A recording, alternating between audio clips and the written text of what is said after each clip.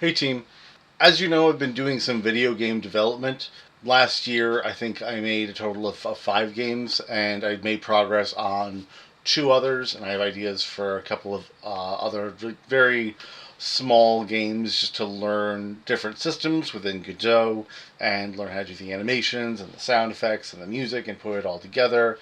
Rowan, of course, has been doing a lot of the art for it, which has been great because she's a much better artist than I am. It's made the games look really good.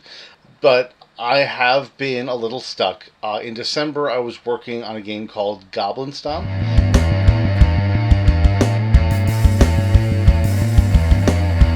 And honestly, there was kind of a pause in development due to just having to do end of the year business wrap up stuff and all the holidays and recovering from the holidays. And now finally it's mid February and I have some space to pick up development again, and I realize that part of the reason that Goblin Stomp is taking me so long to do is that all the other games are single screen games. You hit start and you go, but with Goblin Stomp, I have several things that tie together that have to transfer from, in Godot it's called scenes, so it has to transfer from scene to scene.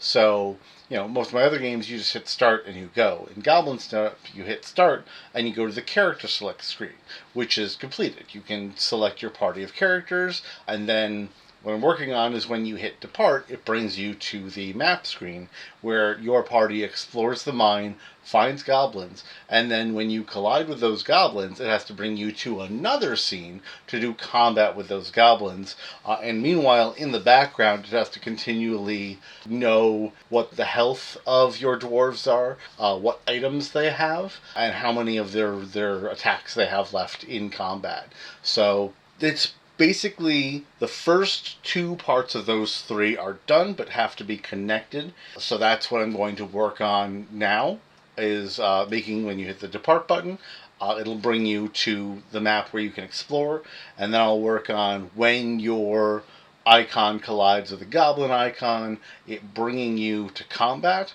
and then I need to finish developing combat and making sure that those variables save, and when combat's over, it should bring you back to the map screen so that you can find more goblins to stomp.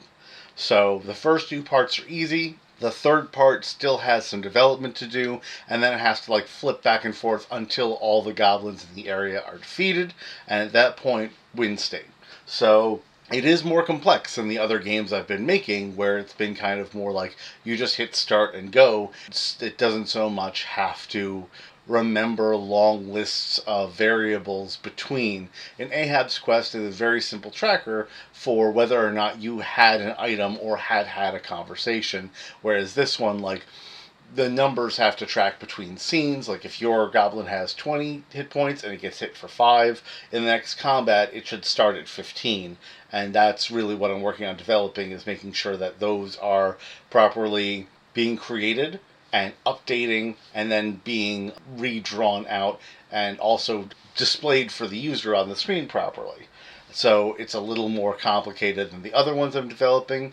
I'm still having a lot of fun doing it. It's a little hard to jump back in after almost 2 months off of game development. But here we go. We'll see where we get.